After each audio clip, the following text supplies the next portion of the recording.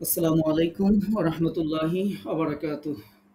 আল্লাহ তাআলার দরবারে শুকরগুজার হচ্ছি, শুকরিয়া আদায় করছি যে মহান রব্বুল আলামিন আমাদেরকে দুনিয়ার সকল অসুস্থতা, কর্মব্যস্ততা, ক্লান্তি, অবসাদ সবকিছু থেকে বিরত রেখে আল্লাহ পাক রব্বুল আলামিন তার প্রিয় নবী সাল্লাল্লাহু আলাইহি ওয়াসাল্লামের জীবনীর এই আলোচনা শোনার জন্য আপনাকে আমাকে কবুল করেছেন। সময়, সুযোগ, তৌফিক একান্ত মেহেরবানি করে যে আল্লাহ তাআলা দান করেছেন, সে আল্লাহ তাআলার দরবারে লাখো কোটি শুকরিয়া আদায় করছি।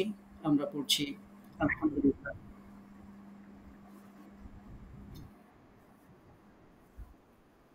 দরুদ ও সালাম জানাচ্ছি আমাদের প্রিয় নবী সৈয়দুল মুরসালিন রাহমাতুল্লিল আলামিন মুহাম্মদুর রাসূলুল্লাহ।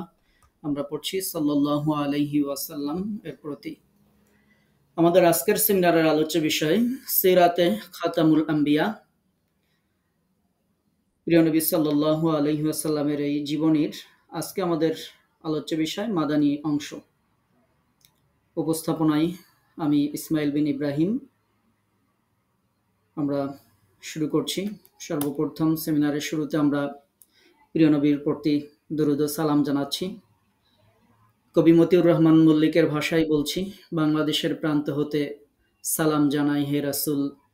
আমরা পড়ছি সাল্লাল্লাহু আলাইহি ওয়াসাল্লাম। আজকের সেমিনারের ক্রমধারা, সেমিনারের আলোচনা, কুইজ এবং সর্বশেষ মতামত, প্রশ্ন, রেজাল্ট প্রদান। এভাবেই আমাদের সেমিনার শেষ হবে ইনশাআল্লাহ। আল্লাহ রাব্বুল আলামিন মানব জাতির হেদায়েতের জন্য সর্বকালের সর্বশ্রেষ্ঠ মহামানব মুহাম্মদ সাল্লাল্লাহু আলাইহি ওয়াসাল্লামকে রহমত স্বরূপ প্রেরণ করেন এবং তার প্রতি সর্বশেষ ও সর্বশ্রেষ্ঠ আসমানি কিতাব নাজিল করেন। রাসূলুল্লাহ সাল্লাল্লাহু আলাইহি ওয়াসাল্লাম ছিলেন সৃষ্টি জগতের সুন্দরতম আদর্শ। সকল সৃষ্টির মাঝে একক ও তুলনাহীন। স্বয়ং আল্লাহ তাআলা তার তুলনাহীন অনুপম আখলাকের উচ্ছ্বসিত প্রশংসা করেছেন এভাবে, নিশ্চয়ই তোমাদের জন্য রাসূল সাল্লাল্লাহু আলাইহি ওয়াসাল্লামের মধ্যে রয়েছে উত্তম আদর্শ।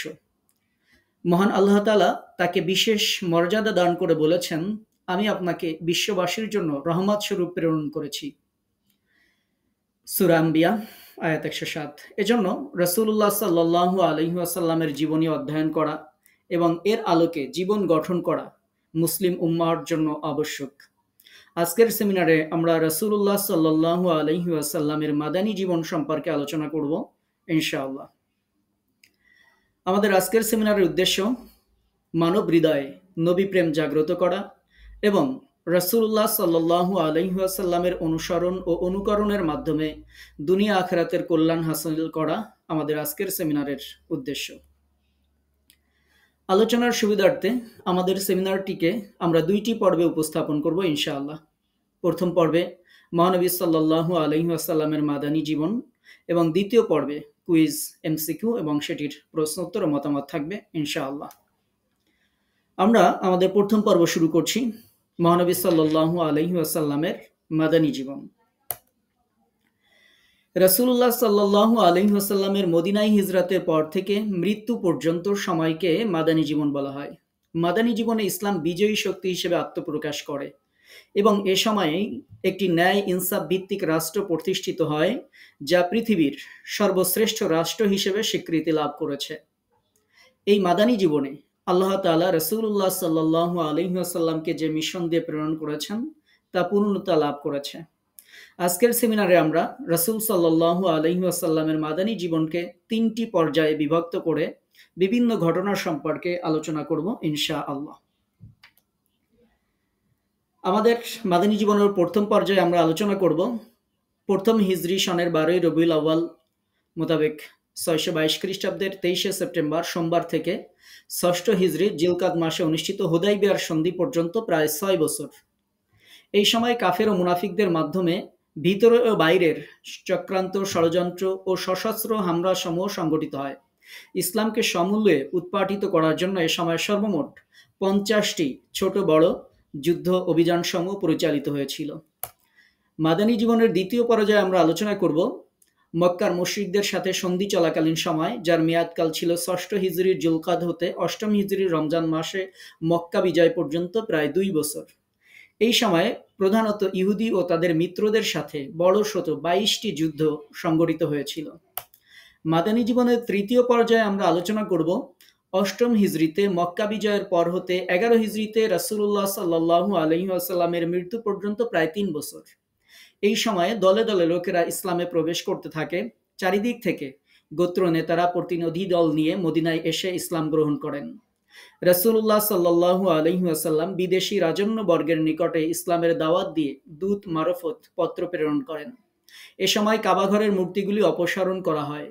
এ সময় হুনায়নের যুদ্ধ ও তাবুক যুদ্ধ, সর্বশেষ সারিয়া উসামা প্রেরণ সহ মোট 18টি যুদ্ধ পরিচালিত হয়। মাদানী জীবনের 10 বছরের ছোট বড় প্রায় 90টি যুদ্ধ ও অভিযান পরিচালিত হয়। অবশেষে সব বাধা অতিক্রম করে ইসলাম রাষ্ট্রীয় রূপ পরিগ্রহ করে এবং তৎকালীন বিশ্বের পরাশক্তি সমূহকে চ্যালেঞ্জ করে টিকে থাকার মতো শক্তিশালী অবস্থানে উপনীত হয়। আমরা শুরু করছি প্রিয় নবী সাল্লাল্লাহু আলাইহি ওয়াসাল্লামের মাদানী জীবনের প্রথম পর্যায়ে, প্রথম হিজরি থেকে ষষ্ঠ হিজরি পর্যন্ত। হিজরতের পর রাসূলুল্লাহ সাল্লাল্লাহু আলাইহি ওয়াসাল্লাম মদিনায় একটি নতুন সমাজ ব্যবস্থার রূপায়ণ করেন। রাসূলুল্লাহ সাল্লাল্লাহু আলাইহি ওয়াসাল্লামকে একই সঙ্গে অভ্যন্তরীণ সংশোধন ও বাইরের অবস্থা সামাল দিয়ে চলতে হয়েছে। নতুন জাতি গঠনের প্রধান ভিত্তি হল আধ্যাত্মিক কেন্দ্র স্থাপন। সেজন্য তিনি কোবায় প্রথম মসজিদ নির্মাণের পর মদিনায় প্রধান মসজিদ নির্মাণের উদ্যোগ নেন, যে মসজিদ নির্মাণে রাসূলুল্লাহ সাল্লাল্লাহু আলাইহি ওয়াসাল্লাম সশরীরে অংশগ্রহণ করেছিলেন। তিনি নিজেও হাতে ইট ও পাথর বহন করেছিলেন। এ সময় তিনি সাথীদের উৎসাহিত করতে বলেছিলেন, হে আল্লাহ, আখেরাতের আরাম ব্যতীত কোনো আরাম নেই, অতএব আপনি আনসার ও মুহাজিরদেরকে ক্ষমা করে দিন। মসজিদে নববী নির্মাণের প্রাথমিক ঘটনা ছিল এরকম: মদিনায় প্রবেশ করে রাসূলুল্লাহ সাল্লাল্লাহু আলাইহি ওয়াসাল্লামের উটনি যে স্থানে প্রথম বসে পড়েছিল, সেই স্থানটি হলো পরবর্তীতে মসজিদে নববীর দরজার স্থান। স্থানটির মালিক ছিল দুইজন এতিম বালক, সাহাল ও সোহাইল বিন রাফে বিন আমর। এটি তখন তাদের খেজুর শুকানোর চাতাল ছিল। রাসূলুল্লাহ সাল্লাল্লাহু আলাইহি ওয়াসাল্লাম 10 দিনার মূল্যে স্থানটি খরিদ করলেন। আবু বকর রাদিয়াল্লাহু তাআলা আনহু মূল্য পরিশোধ করলেন। অতঃপর তার আশপাশের মুশরিকদের কবরগুলো উঠিয়ে ফেলা হয় এবং ভগ্ন স্তূপগুলি সরিয়ে স্থানটি সমতল করা হয়। গারকাদের খেজুর গাছগুলি উঠিয়ে সেগুলোকে কিবলার দিকে সারিবদ্ধভাবে পুঁতে দেওয়া হয়। অতঃপর খেজুর গাছ ও তার পাতা দিয়ে মসজিদে নববী তৈরি করা হয়। 4 বছর পর এটিকে কাঁচা ইট দিয়ে নির্মাণ করা হয়েছিল। মসজিদ নির্মাণের পর আজানের দরকার হয়েছিল। মুসাল্লিদের 5 ওয়াক্ত সালাতে আহ্বানের জন্য একটি পরামর্শ সভা বসে। সাহাবা রাদিয়াল্লাহু আনহুম আজমাইনগণ বিভিন্ন পরামর্শ দেন, কিন্তু কোনরূপ সিদ্ধান্ত ছাড়াই বৈঠকটি স্থগিত হয়ে যায়। পরদিন আব্দুল্লাহ বিন জায়েদ বিন আবদে রবিহি রাদিয়াল্লাহু তাআলা আনহু প্রথমে এসে রাসূলুল্লাহ সাল্লাল্লাহু আলাইহি ওয়াসাল্লামকে বর্তমান আজানের শব্দসমূহ স্বপ্ন বৃত্তান্ত শোনালে তিনি তার সত্যায়ন করেন। অতঃপর উচ্চকণ্ঠের অধিকারী বেলালকে এই শব্দগুলো দিয়ে আজান দেওয়ার জন্য প্রিয় নবী নির্দেশ দেন। আজানের ধ্বনি শুনে বিলাল রাদিয়াল্লাহু তাআলা আনহু যখন আজান দিচ্ছিলেন, সেই আজানের ধ্বনি শুনে কাপড় ঘেঁষতে ঘেঁষতে উমর রাদিয়াল্লাহু তাআলা আনহু দৌড়ে এসে বললেন, হে আল্লাহর রাসূল, যিনি আপনাকে সত্য সহ প্রেরণ করেছেন সেই আল্লাহর কসম করে বলছি, আমিও একই স্বপ্ন দেখেছি। রাসূলুল্লাহ সাল্লাল্লাহু আলাইহি ওয়াসাল্লাম বললেন, ফালিল্লাহিল হামদ, আল্লাহর জন্যই সকল প্রশংসা। একটি বর্ণনা মতে ওই রাতে 11 জন সাহাবী একই সাথে আজানের একই স্বপ্ন বলি তারা স্বপ্নে দেখেছিলেন। প্রিয় নবী সাল্লাল্লাহু আলাইহি ওয়াসাল্লাম এরপর মদিনা সনদ তিনি প্রণয়ন করেছিলেন 622 খ্রিস্টাব্দের 24 সেপ্টেম্বর। রাসূলুল্লাহ সাল্লাল্লাহু আলাইহি ওয়াসাল্লাম মদিনা নগরীতে তিনি হিজরত করেন। এ সময় সেখানে বসবাসরত বনু আউস ও বনু খাজরাজ সম্প্রদায়ের দুইটির মধ্যে ছিল গোষ্ঠীগত হিংসা বিদ্বেষ। তাই কলহে লিপ্ত এই দুইটি সম্প্রদায়ের মধ্যে ভ্রাতৃত্ব ও সম্প্রীতি স্থাপন এবং মদিনায় বসবাসরত ইহুদি, নাসারা, খ্রিস্টান, আনসার, মুহাজির, মুশরিক ও অন্যান্য সকল জাতি, ধর্ম, বর্ণের নেতাদেরকে নিয়ে আলোচনা করে সকল গোত্রের মধ্যে সুশাসন ও শান্তি প্রতিষ্ঠার লক্ষ্যে প্রিয় নবী সাল্লাল্লাহু আলাইহি ওয়াসাল্লাম 47টি ধারার একটি সনদ বা সংবিধান প্রণয়ন করেন, যা ইতিহাসে মদিনার সনদ নামে পরিচিত। এটি পৃথিবীর প্রথম লিখিত সংবিধান। ইবনে হিশাম এই সনদের ৫৩টি ধারা রয়েছে।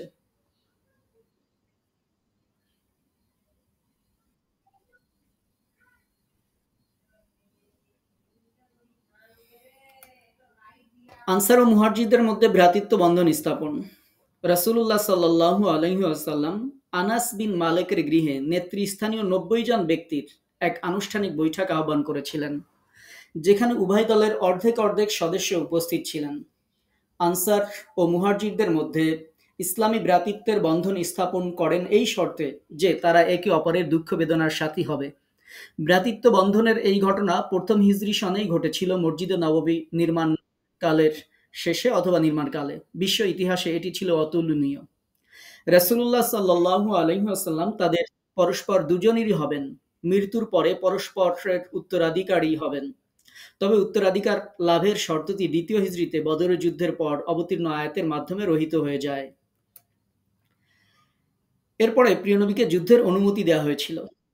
কুরাইশদের সন্ত্রাসমূলক অপতৎপরতা ও প্রকাশ্যে হামলাসমূহ মোকাবেলার জন্য মুসলমানদেরকে সশস্ত্র যুদ্ধের অনুমতি দিয়ে মহান আল্লাহ তাআলা আয়াত নাজিল করেছিলেন।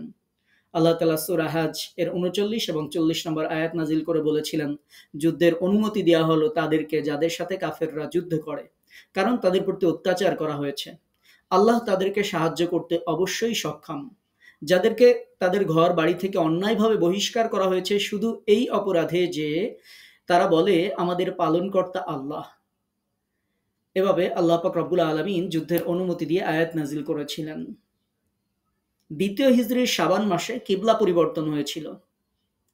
যে সময় কিবলা পরিবর্তনের নির্দেশনা দিয়ে আল্লাহ তাআলা আয়াত নাজিল করেছিলেন, নিশ্চয়ই আমি আপনাকে বারবার আকাশের দিকে তাকাতে দেখি, অতএব অবশ্যই আমি আপনাকে সেই কিবলার দিকেই ঘুরিয়ে দেব যাকে আপনি পছন্দ করেন। এখন আপনি মসজিদুল হারামের দিকে মুখ করুন এবং তোমরা যেখানেই থাকো সেদিকেই মুখ করো। যারা আহলে কিতাব তারা অবশ্যই জানে যে এটাই ঠিক পালনকর্তার পক্ষ থেকে। আল্লাহ বেখবর নন সে সমস্ত কর্ম সম্পর্কে যা তারা করে। সূরা বাকারার ১৪৪ নম্বর আয়াত। ইবনে সাদ রাদিয়াল্লাহু তাআলা আনহু এই ঘটনা সম্পর্কে বর্ণনা করছেন, রাসূলুল্লাহ সাল্লাল্লাহু আলাইহি ওয়াসাল্লাম একটি দাওয়াত উপলক্ষে উম্মে বিশর ইবনে বারা ইবনে মারুর এর ঘরে গিয়েছিলেন। সেখানে জোহরের সময় হয়ে গিয়েছিল। তিনি সেখানে সালাতে লোকদের ইমামতি করতে দাঁড়িয়েছিলেন। ২ রাকাত সালাত আদায়ও হয়ে গিয়েছিল। এমনই সময় তৃতীয় রাকাতে জিব্রাইল আলাইহিস সালাতু ওয়াসসালাম ওহীর মাধ্যমে এই আয়াতটি রাসূলের কাছে নাজিল করেন। সঙ্গে সঙ্গেই তিনি এবং তার সঙ্গে জামাতে শামিল সমস্ত লোক বাইতুল মুকাদ্দাসের দিক থেকে মুখ ঘুরিয়ে কাবার দিকে মুখ ফিরিয়ে নেন।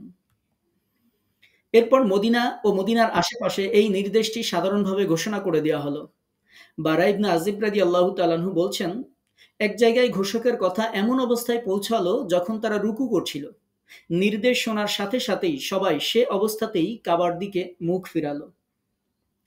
আনাস ইবনে মালিক রাদিয়াল্লাহু তাআলা আনহু বলছেন, এই খবরটি কুবায় পৌঁছালো পরের দিন ফজরের সালাতের সময়। লোকেরা ১ রাকাত সালাত শেষ করেছিল। এমন সময় তাদের কানে আওয়াজ পৌঁছালো, সাবধান, কেবলা বদলে গেছে। এখন কাবার দিকে কেবলা নির্দিষ্ট করা হয়েছে। এই কথা শোনার সাথে সাথেই সমগ্র জামাত কাবার দিকে মুখ ফেরালো। কেবলা পরিবর্তনের এই ঘটনার পরে সংগঠিত হয়েছিল বদরের যুদ্ধ। বদর মদিনা থেকে প্রায় ৭০ মাইল দূরের একটি কুয়ার নাম। কুয়াটির নামে সেখানে একটি গ্রামও আছে। ঐতিহাসিক বদরের যুদ্ধ সংগঠিত হয়েছিল ঠিক সেখানেই। সেটি ছিল মুসলমানদের প্রথম ও প্রধান যুদ্ধ। বদরের যুদ্ধের বিজয়ের গুরুত্ব এবং তাৎপর্য ছিল অনেক বেশি। দ্বিতীয় হিজরির ১৭ই রমজান শুক্রবার সকালে ঐতিহাসিক বদরের যুদ্ধ সংগঠিত হয়েছিল, যা হক এবং বাতিলের মধ্যে সংগঠিত সর্বপ্রথম সম্মুখ যুদ্ধ ছিল। বদরের যুদ্ধে অংশগ্রহণকারী মুসলমানদের সংখ্যা ছিল ৩১৩, কোনো কোনো বর্ণনায় ৩১৪ অথবা কোনো বর্ণনায় ৩১৭ জন। সংখ্যার এই তারতম্যের কারণ হচ্ছে মুহাজিরদের সংখ্যা নিয়ে এই মতপার্থক্যটা ছিল। কোনো কোনো বর্ণনায় মুহাজিরদের সংখ্যা উল্লেখ করা হয়েছে ৮২, কোনোটায় ৮৩, কোনোটায় ৮৬ জন। ইবনু ইসাক বলছেন, বদরের যুদ্ধে অংশগ্রহণকারী মুসলমানদের সংখ্যা ছিল ৩১৪ জন। তন্মধ্যে মুহাজির ছিলেন ৮৩ জন। বাকি আনসারগণের মধ্যে আউস গোত্রের ৬১ জন, খাজরাজ গোত্রের ১৭০ জন। আর আমরা যে ৩১৩ জনের তথ্য জানি, সেখানে মুহাজিরদের সংখ্যা উল্লেখ করা হয়েছে ৮২ জন, সেই হিসেবে আমরা ৩১৩ জন বলে থাকি। আর কাফেরদের সৈন্য সংখ্যা ছিল ১,০০০ জন, ৭০০ জন উষ্ট্রারোহী এবং ৩০০ জন ছিল অশ্বারোহী। তাদের বাহিনী ভারী অস্ত্রে সুসজ্জিত ছিল। বীরে সুকিয়া নামক স্থানে যখন রাসূলের কাফেলা এসে পৌঁছালো, প্রিয়নবী কায়েস বিন আবু সাসাহকে তিনি বললেন যে আমাদের বাহিনীর সংখ্যা গণনা করো। পরে সংখ্যা জানতে পেরে রাসূলুল্লাহ সাল্লাল্লাহু আলাইহি ওয়াসাল্লাম খুশি হয়ে আল্লাহর প্রশংসা করেছিলেন এবং তিনি বলেছিলেন, তালুতের সৈন্য সংখ্যাও তাই ছিল যা আমাদের এই বাহিনীতে আছে। আমরা স্ক্রিনে এখন যে অবস্থানটা দেখতে পাচ্ছি এটি বদরের মানচিত্র। এখানে এটা যুদ্ধের মানচিত্র, আর ডান পাশে যেটি দেখতে পাচ্ছেন সেটি বদরের প্রান্তর। এখানেই বদরের যুদ্ধ সংগঠিত হয়েছিল। ৩ শতাধিক লোকের এই বাহিনীতে মাত্র ২টি ঘোড়া ছিল, জুবায়ের ইবনে আওয়াম এবং মিকদাদ ইবনে আসওয়াদের, এবং ৭০টি উট ছিল, যাতে ২-৩ জন করে পালাক্রমে সওয়ার হয়ে চলতে হতো। রাসূলুল্লাহ সাল্লাল্লাহু আলাইহি ওয়াসাল্লাম আলী ও আবু লুবাবা এবং পরবর্তীতে তার বদলে মারসাদ বিন আবু মারসাদ গানাবির জন্য একটি উট বরাদ্দ ছিল, যাতে পায়ে হাঁটার পালা আসলে রাসূল সাল্লাল্লাহু আলাইহি ওয়াসাল্লাম নিজেও পায়ে হাঁটতেন। এই সময় মদিনার আমির নিযুক্ত করে রেখে গিয়েছিলেন প্রিয় নবী সাল্লাল্লাহু আলাইহি ওয়াসাল্লাম অন্ধ সাহাবী আব্দুল্লাহ ইবনে উম্মে মাকতুম রাদিয়াল্লাহু তাআলা আনহুকে। আলী রাদিয়াল্লাহু তাআলা আনহু বলছেন, বদরের যুদ্ধের রাতে রাসূলুল্লাহ সাল্লাল্লাহু আলাইহি ওয়াসাল্লাম সারা রাত জেগে আল্লাহর নিকট দোয়া করতে থাকেন।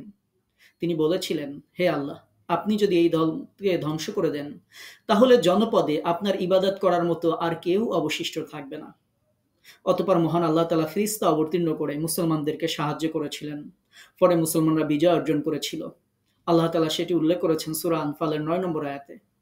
যখন তোমরা তোমাদের পালনকর্তার নিকটে কাতর প্রার্থনা করেছিলে, তখন তিনি তোমাদের দোয়া কবুল করলেন, এই মর্মে যে আমি তোমাদেরকে সাহায্য করব ১,০০০ ফেরেশতা দিয়ে, যারা ধারাবাহিকভাবে অবতরণ করবে। বদর প্রান্তরে ৩ দিন অবস্থানের পর বিদায়কালে রাসূলুল্লাহ সাল্লাল্লাহু আলাইহি ওয়াসাল্লাম মক্কার মৃত নেতাদের উদ্দেশ্যে কুয়ার পাশে দাঁড়িয়ে একে একে পিতা সহ তাদের নাম ধরে ডেকে বলেছিলেন, হে অমুকের পুত্র অমুক, হে অমুকের পুত্র অমুক, তোমরা কি এখন বুঝতে পারছো যে আল্লাহ ও তার রাসূলের আনুগত্য করলে তোমরা আজ খুশি হতে? নিশ্চয়ই আমরা আমাদের প্রতিপালক আমাদেরকে যে বিজয়ের ওয়াদা দিয়েছিলেন, আমরা তা সত্যরূপে পেয়েছি। তোমরা কি তা সত্যরূপে পেয়েছ, যা তোমাদের প্রতিপালক তোমাদেরকে ওয়াদা করেছিলেন, যে আযাবের ওয়াদা? এ সময় ওমর রাদিয়াল্লাহু তাআলা আনহু আসলেন। ওমর রাদিয়াল্লাহু তাআলা আনহু বললেন, হে আল্লাহর রাসূল, আপনি এমন দেহগুলোর সাথে কথা বলছেন যাদের মধ্যে কোনো রূহ নেই। জবাবে প্রিয় নবী বলেছিলেন, যার হাতে আমার জীবন, সেই খোদার কসম করে বলছি, তোমরা তাদের চাইতে অধিক শ্রবণকারী নও যা আমি বলছি। অর্থাৎ তোমরা যেমন শুনতে পাচ্ছ, তারা তার থেকে কোনো অংশে কম শুনতে পাচ্ছে না। তোমরা তাদের থেকে এক চুল পরিমাণ বেশি শুনতে পাচ্ছ না। প্রিয় নবী সে সময় বদরের প্রান্তরে যারা ছিল কুরাইশদের সৈন্য, তাদের উদ্দেশ্যে প্রিয় নবী এভাবে বলেছিলেন। এই হাদিস প্রমাণ করে যে মৃত মানুষেরা শুনতে পায়। এরপর আমরা চলে যাব উহুদের যুদ্ধ। যে স্থানটি আপনারা দেখতে পাচ্ছেন উহুদ প্রান্তর এবং উহুদের গড় স্থান, যেখানে সাহাবা রাদিয়াল্লাহু আনহুম আজমাইন ৭০ জন সাহাবীর মতো সাহাবা রাদিয়াল্লাহু আনহুম আজমাইনদেরকে যেখানে শায়িত করা হয়েছিল, যেখানে কবর দেয়া হয়েছিল। এখানে সংগঠিত হয়েছিল সেই উহুদের যুদ্ধ। ৩য় হিজরির ৭ই শাওয়াল শনিবার সকাল কুরাইশরা আবু সুফিয়ানের নেতৃত্বে ৩,০০০ সৈন্যের সুসজ্জিত বাহিনী নিয়ে মদিনার ৩ মাইল উত্তরে উহুদ পাহাড়ের পাদদেশে সমবেত হয়। রাসূলুল্লাহ সাল্লাল্লাহু আলাইহি ওয়াসাল্লামের নেতৃত্বে এই যুদ্ধে মুসলমানদের ১,০০০ জন সৈন্য রওনা হয়। পরবর্তীতে মুনাফিক সর্দার আব্দুল্লাহ ইবনে উবাইয়ের নেতৃত্বে ৩০০ মুনাফিক পশ্চাৎপদসরণ করে। প্রচণ্ড যুদ্ধ শেষে একটি ভুলের জন্য মুসলমানদের নিশ্চিত বিজয় বিপর্যয়ে পরিণত হয়। মুহাম্মদ সাল্লাল্লাহু আলাইহি ওয়াসাল্লাম মুসলিম তীরন্দাজদেরকে নির্দেশ দিয়েছিলেন যে ফলাফল যাই হোক, তারা যেন তাদের অবস্থান থেকে সরে না আসে। কিন্তু তারা অবস্থান চেক করার পর মক্কার বাহিনীর অন্যতম সেনাপতি খালিদ বিন ওয়ালিদ মুসলিমদের উপর আক্রমণের সুযোগ পান। ফলে মুসলমানদের মধ্যে বিশৃঙ্খলা তৈরি হয়। এ সময় অনেক মুসলিম নিহত হন। মুহাম্মদ সাল্লাল্লাহু আলাইহি ওয়াসাল্লাম নিজে আহত হয়েছিলেন। তার দান্দান মুবারক শহীদ হয়েছিল। হেলমেটের কড়া ভেঙে প্রিয় নবীর মাথার মধ্যে ঢুকে গিয়েছিল। মুসলিমরা উহুদ পর্বতের দিকে পিছু হটে আসে। মক্কার বাহিনী এরপর মক্কায় ফিরে আসে। মুসলিমদের পক্ষে হামজা রাদিয়াল্লাহু তাআলা আনহু সহ ৭০ জন সাহাবী শাহাদাত বরণ করেছিলেন এবং ৪০ জন আহত হয়েছিলেন। কুরাইশদের পক্ষে ৩৭ জন নিহত হয়েছিল। এই যুদ্ধে মুসলমানরা ক্ষতিগ্রস্ত হলেও কুরাইশরা বিজয়ী হতে পারেনি, বরং তারা ভীত হয়ে ফিরে যায়। এই যুদ্ধ প্রসঙ্গে সূরা আলী ইমরানের ১২১ থেকে ১৭৯ পর্যন্ত ৭টি আয়াত আল্লাহ পাক রব্বুল আলামিন নাজিল করেছিলেন। সংগঠিত হয়েছিল এরপর খন্দক বা আহজাবের যুদ্ধ। ডান পাশে যে চিত্রটি দেখতে পাচ্ছেন, আহজাবে এভাবে গর্ত খনন করে কাফেরদের মোকাবেলা করা হয়েছিল। ডান দিকের যে চিত্রটা দেখতে পাচ্ছেন সেটা বর্তমান অবস্থান। পঞ্চম হিজরির শাওয়াল ও জুলকাদ মোতাবেক মার্চ ৬২৬ খ্রিস্টাব্দে এই যুদ্ধ সংঘটিত হয়েছিল। এই যুদ্ধে সালমান ফার্সি রাদিয়াল্লাহু তাআলা আনহুর পরামর্শে মদিনার প্রবেশ পথে দীর্ঘ পরিখা খনন করা হয়েছিল বলে একে খন্দকের যুদ্ধ বলা হয়।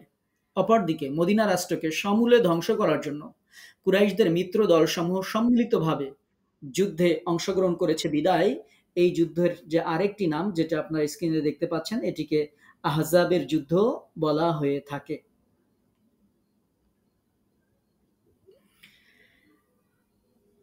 এই যুদ্ধে ছিল মদিনার উপরে পুরো হিজাজ ব্যাপী শত্রু দলগুলির এক সর্বব্যাপী হামলা। এই যুদ্ধে আবু সুফিয়ানের নেতৃত্বে শত্রু সৈন্যের সংখ্যা ছিল ১০,০০০, যা ছিল মদিনার মোট জনসংখ্যার চাইতেও বেশি। মুসলিম বাহিনীর সৈন্য সংখ্যা ছিল ৩,০০০। যুদ্ধে মুসলমানদের অভিনব যুদ্ধ কৌশলে সম্মিলিত কুরাইশ বাহিনী হতাশাগ্রস্ত ও পর্যদুস্ত হয়ে প্রায় ১ মাস অবরোধ শেষে পিছু হটতে বাধ্য হয়। এ যুদ্ধে মদিনার উত্তর মুখে উহুদের দিকে যে দীর্ঘ পরিখা খনন করা হয়েছিল তার দৈর্ঘ্য ছিল ৫,০০০ হাত, প্রস্থ ছিল ৯ হাত, গভীরতা ছিল ৭ থেকে ১০ হাত। প্রতি ১০ জনকে ৪০ হাত করে খননের দায়িত্ব দেওয়া হয়েছিল এই যুদ্ধের সময়। এরপরে আমরা যে যুদ্ধটি আলোচনা করব সেটি হচ্ছে বনু মুস্তালিক যুদ্ধ। বনু মুস্তালিক হলো খুজায়া আজদিয়া ইয়ামানিয়া গোত্রের একটি শাখা। মক্কার অন্যান্য গোত্রের মতো মুহাম্মদ সাল্লাল্লাহু আলাইহি ওয়াসাল্লাম তাদের নিকটেও ইসলামের দাওয়াত পৌঁছে দেন। তৃতীয় হিজরির উহুদ যুদ্ধের সময় ৩,০০০ সৈন্যের শক্তিশালী কুরাইশ ও মিত্র বাহিনীর মাত্র ৭০০ ক্ষুদ্র মুসলিম বাহিনীকে পর্যদুস্ত করে। এই যুদ্ধে কুরাইশদের বড় শক্তি ছিল বনু মুস্তালিক গোত্র। তারা যুদ্ধে অংশগ্রহণ করে এবং বিভিন্ন দলকে একত্রিত করে। যুদ্ধে তারা দুর্বল মুসলিমদের সাথে ধৃষ্টতাপূর্ণ আচরণ করে। ব্যাপক প্রাণনাশ ও ক্ষয়ক্ষতি নিয়ে মুসলিমগণ মদিনায় প্রত্যাবর্তন করেন। ক্ষতের দাগ না শুকাতেই পঞ্চম হিজরিতে রাসূলুল্লাহ সাল্লাল্লাহু আলাইহি ওয়াসাল্লাম সংবাদ পেলেন বনু মুস্তালিক সর্দার হারিস ইবনে আবু দারার অস্ত্রশস্ত্র ও লোকবল ও পার্শ্ববর্তী গোত্রসমূহকে একত্র করে মদিনায় আক্রমণের প্রস্তুতি গ্রহণ করছে। উদ্বিগ্ন হয়ে ঘটনার সত্যতা যাচাইয়ের জন্য নবীজি একজন সাহাবীকে গুপ্তচর হিসেবে পাঠিয়েছিলেন।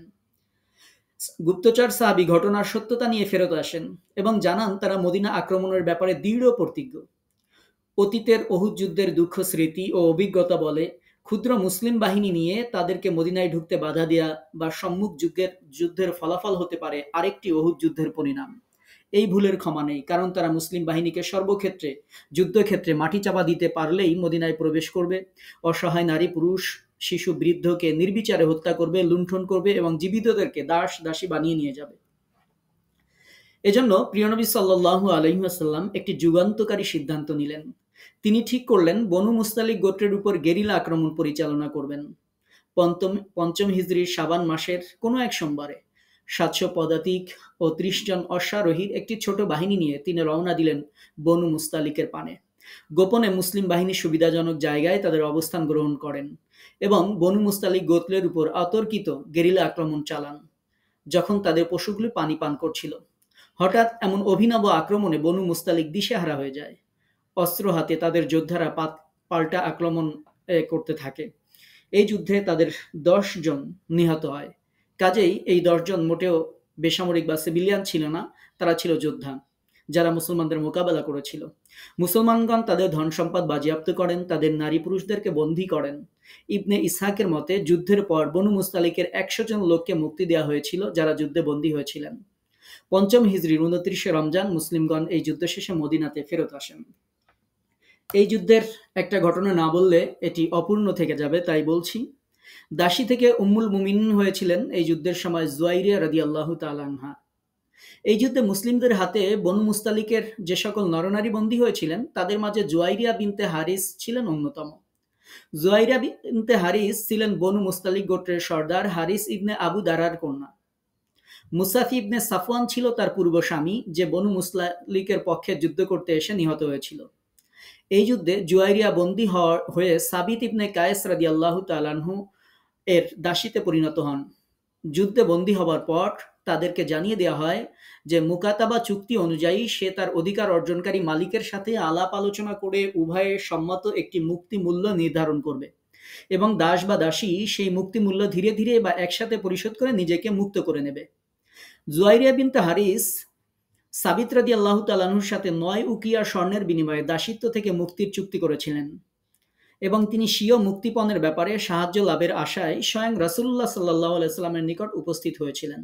তিনি বলেছিলেন, হে আল্লাহ রাসূল মুহাম্মদ, আমি মুস্তালিক অধিপতি হারিসের কন্যা জুয়াইরিয়া, আমি বিপদে পড়েছি, যা দূর করা আপনার জন্য কঠিন নয়। আপনি আমাকে আমার মুক্তিপণ পরিশোধে সাহায্য করুন। জবাবে প্রিয় নবী বলেছিলেন, হে জুয়াইরিয়া, এটি কি উত্তম নয় যে আমি আপনার মুক্তিমূল্য পরিশোধ করে দেই এবং আমি আপনাকে বিয়ে করি? জুয়াইরিয়া জবাবে বলেছিলেন, হ্যাঁ, এটাই তো উত্তম। রাসূলুল্লাহ সাল্লাল্লাহু আলাইহি ওয়াসাল্লাম সাবিত রাদিয়াল্লাহু তাআলা আনহুর ৯ উকিয়া স্বর্ণ পরিশোধ করে দিয়েছিলেন এবং উম্মুল মুমিনিন হিসেবে নিজ গৃহে জুয়াইরিয়া রাদিয়াল্লাহু তাআলা আনহাকে জায়গা করে দিয়েছিলেন। যখন এই খবর মুসলিমদের কাছে পৌঁছালো যে রাসূল জুয়াইরিয়াকে বিবাহ করেছেন, তখন মুসলিমরা অনুশোচনা করে বলতে লাগলেন যে এরা তো এখন আমাদের আত্মীয়, এরা আমাদের রাসূলের শ্বশুর পক্ষের লোক, এদের কাউকে কিভাবে আর আটক রাখা যায়? তারা বিনা শর্তে সকলকে মুক্তি দিয়েছিলেন এবং তাদের ফিরে যাবার বন্দোবস্ত করে দিয়েছিলেন। মুক্তিপ্রাপ্ত লোকজন যখন বনু মুস্তালিক গোত্রে ফিরে গেল, তখন তারা গোত্রপতি হারিস ও অন্যান্য মানুষজনের কাছে জুয়াইরিয়ার সাথে রাসূল সাল্লাল্লাহু আলাইহি ওয়াসাল্লামের বিবাহ এবং তাদের প্রতি মুসলিমদের মহানুভবতার কথা বলতে লাগলেন। এমন দৃষ্টান্ত আরবে ছিল অবিশ্বাস্য এবং বিরল। মুগ্ধতা ছড়িয়ে পড়ে গোটা গোত্রের মাঝে। গোত্রপতি হারিস সহ গোটা গোত্রটাই ইসলাম গ্রহণ করে মুসলিম হয়ে যায়। ফলে কুরাইশরা হারায় তাদের একটি বিশ্বাসযোগ্য বন্ধু গোত্র এবং মুসলিমরা পায় নতুন একটি ভাতৃপ্রতিম গোত্র। এই যুদ্ধ থেকে ফিরে আসার সময় ঘটেছিল ইফকের ঘটনা। বনু মুস্তালিক যুদ্ধ হতে ফেরার পথে আম্মাজান আয়েশা রাদিয়াল্লাহু তাআলা আনহার বিরুদ্ধে অপবাদ তথা ইফকের ঘটনা সংঘটিত হয়েছিল। মুনাফিকদের চক্রান্তে তাতে ডালপালা বিস্তার করেছিল। এই সময় সূরা মুনাফিকুন নাজিল হয় এবং পরে আম্মাজান আয়েশা রাদিয়াল্লাহু তাআলা আনহার চারিত্রিক পবিত্রতা বর্ণনা করে আল্লাহ তাআলা সূরা নূরের ১১ থেকে ২০ পর্যন্ত ১০টি আয়াত আল্লাহ তাআলা নাজিল করে আম্মাজানের চরিত্রের ব্যাপারে সার্টিফাই করেছিলেন। এরপরে ঘটেছিল হুদায়বিয়ার সন্ধি এবং হুদায়বিয়ার সন্ধির সময় বায়াতুর রিদওয়ান ঘটেছিল। বায়াতুর রিদওয়ান, রাসূলুল্লাহ সাল্লাল্লাহু আলাইহি ওয়াসাল্লামকে এক রাতে স্বপ্ন দেখানো হলো যে তিনি স্বীয় সাহাবীদেরকে নিয়ে মসজিদুল হারামে প্রবেশ করছেন এবং উমরা পালন করছেন। যেমন পবিত্র কোরআনে বর্ণিত হয়েছে, আল্লাহ তার রাসূলকে সত্য স্বপ্ন দেখিয়েছেন। আল্লাহ চান তো তোমরা অবশ্যই মসজিদুল হারামে প্রবেশ করবে নিরাপদে, মস্তক মণ্ডিত অবস্থায়, কেশ কর্তিত অবস্থায়, এমনভাবে যে তোমরা তখন কাউকে ভয় করবে না। অতঃপর তিনি জানেন যা তোমরা জানো না, অতঃপর তিনি তোমাদেরকে একটি নিকটবর্তী বিজয় দান করবেন। এই স্বপ্ন দেখার পরে তিনি উমরা করার সিদ্ধান্ত নিয়েছিলেন এবং সাহাবীদেরকে তিনি প্রস্তুত হতে বলেছিলেন। ৬ষ্ঠ হিজরির পহেলা জুলকাদা সোমবার রাসূলুল্লাহ সাল্লাল্লাহু আলাইহি ওয়াসাল্লাম স্ত্রী উম্মে সালামা সহ ১৪০০ বা মতান্তরে ১৫০০ সাথী নিয়ে উমরার উদ্দেশ্যে মদিনা হতে মক্কার দিকে যাত্রা করেন। এই সময় কোষবদ্ধ তরবারি ব্যতীত তাদের সাথে আর কোনো অস্ত্র ছিল না। কিন্তু মক্কার অদূরে হুদায়বিয়া নামক স্থানে পৌঁছালে তারা কুরাইশ নেতাদের বাধার সম্মুখীন হয়েছিলেন। অবশেষে তাদের সঙ্গে ১০ বছরের একটি শান্তি চুক্তি স্বাক্ষরিত হয়েছিল, আর এটাই ঐতিহাসিক হুদায়বিয়ার চুক্তি নামে খ্যাত। চুক্তির শর্ত অনুযায়ী তিনি মদিনায় ফিরে আসেন এবং পরের বছর উমরা করেন। এই সন্ধির প্রশংসা করে আল্লাহ তাআলা বলেছিলেন, আমরা তোমাকে স্পষ্ট বিজয় দান করেছি, যাতে আল্লাহ তোমার অতীত ও ভবিষ্যৎ ত্রুটি সমূহ ক্ষমা করে দেন এবং আপনার প্রতি তার নিয়ামত পূর্ণ করেন, আপনাকে সরল পথে পরিচালিত করেন আর আপনাকে দান করেন বলিষ্ঠ সাহায্য। উসমান রাদিয়াল্লাহু তাআলা আনহুর হত্যার গুজবের কারণে বায়াতুর রিদওয়ান সংঘটিত হয়েছিল। প্রিয় নবী যখন মুসলমানদের উদ্দেশ্য সম্পর্কে অবগত করতে কুরাইশদের নিকটে উসমান রাদিয়াল্লাহু তাআলা আনহুকে প্রেরণ করেন, উসমান রাদিয়াল্লাহু তাআলা আনহু ফিরতে অনেক বিলম্ব হওয়ায় গুজব রটে যায় যে কুরাইশরা তাকে হত্যা করেছে। তখন রাসূলুল্লাহ সাল্লাল্লাহু আলাইহি ওয়াসাল্লাম সামুরা বৃক্ষের নিচে সবাইকে বায়াতের জন্য ডেকেছিলেন যেখানে সবাই ওসমান হত্যার প্রতিশোধ না নেওয়া পর্যন্ত ফিরে যাবে না বলে আল্লাহর নামে শপথ করেন। ইতিহাসে এটাই ছিল বায়াতুর রিদওয়ান। বায়াত শেষ হওয়ার পরপরই ওসমান রাদিয়াল্লাহু তাআলা আনহু ফিরে আসেন। এই বায়াতে খুশি হয়ে সাথে সাথে আল্লাহ তাআলা আয়াত নাজিল করেছিলেন, নিশ্চয়ই আল্লাহ সন্তুষ্ট হয়েছেন মুমিনদের উপর যখন তারা বায়াত করছিল তোমার নিকটে বৃক্ষের নিচে। আল্লাহ অবগত ছিলেন যা তাদের অন্তরে ছিল। অতঃপর তিনি তাদের উপরে বিশেষ প্রশান্তি নাজিল করলেন এবং তাদেরকে আসন্ন বিজয় পুরস্কার দিলেন। আমরা এখন আলোচনা করব মাদানী জীবনের দ্বিতীয় পর্যায়, যেটি ৬ষ্ঠ হিজরি থেকে ৮ম হিজরি পর্যন্ত, যেটা পরিধি ছিল। এই সময়টা ছিল মূলত বাদশাদের নিকট পত্র প্রেরণের সময়, এবং এই পত্র প্রেরণের সাথে আমরা তৃতীয় পর্যায়ের কয়েকটি পত্র এর সাথে আমরা যুক্ত করে উল্লেখ করব ইনশাআল্লাহ। ৬ষ্ঠ হিজরির জুলকাদাহ মাসে কুরাইশদের সাথে হুদাইবিয়ার সন্ধি চুক্তি স্বাক্ষরের ফলে রাসূলুল্লাহ সাল্লাল্লাহু আলাইহি ওয়াসাল্লাম ও মুসলমানদের জীবনে অনেকটা স্বস্তি ফিরে আসে। ফলে এই সময়টাতে রাসূলুল্লাহ সাল্লাল্লাহু আলাইহি ওয়াসাল্লাম ইসলামের দাওয়াত প্রসারের মোক্ষম সুযোগ হিসেবে কাজে লাগান। এই সময় তৎকালীন আরব ও পার্শ্ববর্তী রাজা, বাদশাহ, গোত্র নেতাদের প্রতি পত্র প্রেরণের মাধ্যমে ইসলামের দাওয়াত প্রসারে তিনি এক নতুন অধ্যায়ের সূচনা করেন। তিনি যে সকল সে সময়ের ব্যক্তিবর্গকে দাওয়াত দিয়েছিলেন তাদের মধ্যে রোম সম্রাট কাইসার হিরাক্লাসের নিকট তিনি পত্র লিখেছিলেন ৬ষ্ঠ হিজরির জিলহজ বা ৭ম হিজরির মুহররম মাসে। রোম সাম্রাজ্যের পূর্ব অংশের শাসক কনস্টান্টিনোপলের বিখ্যাত খ্রিস্টান রোমক সম্রাট হেরাকাল এর নিকট তিনি পত্র পাঠিয়েছিলেন। এই পত্রের বাহক ছিলেন দেহিয়া বিন খলিফা কালবি ওরফে দেহিয়াতুল কালবি বলে আমরা যাকে চিনি। রাসূলুল্লাহ সাল্লাল্লাহু আলাইহি ওয়াসাল্লামের নির্দেশ মতে পত্রটি শামের বুসরা প্রদেশের শাসনকর্তার নিকট হস্তান্তর করা হয় এবং তিনি সেটা সম্রাটের কাছে পৌঁছে দিয়েছিলেন। পত্রে রাসূল সাল্লাল্লাহু আলাইহি ওয়াসাল্লাম লিখেছিলেন, পরম করুণাময় অসীম দয়ালু আল্লাহর নামে শুরু করছি।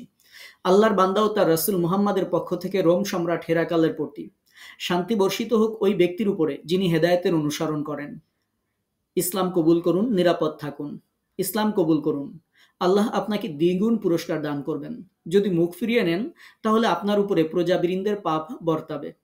যেমনটি আল্লাহ তাআলা বলেছেন, তুমি বলো, হে আহলে কিতাবগণ, এসো, একটি কথায় আমরা একমত হই যা আমাদের ও তোমাদের মাঝে সমান, আর তা হলো এই যে আমরা অন্য কারো ইবাদত করব না আল্লাহ ব্যতীত, এবং তার সাথে কাউকে শরীক করব না, আর আল্লাহকে ছেড়ে আমরা কেউ কাউকে প্রতিপালক হিসেবে গ্রহণ করব না।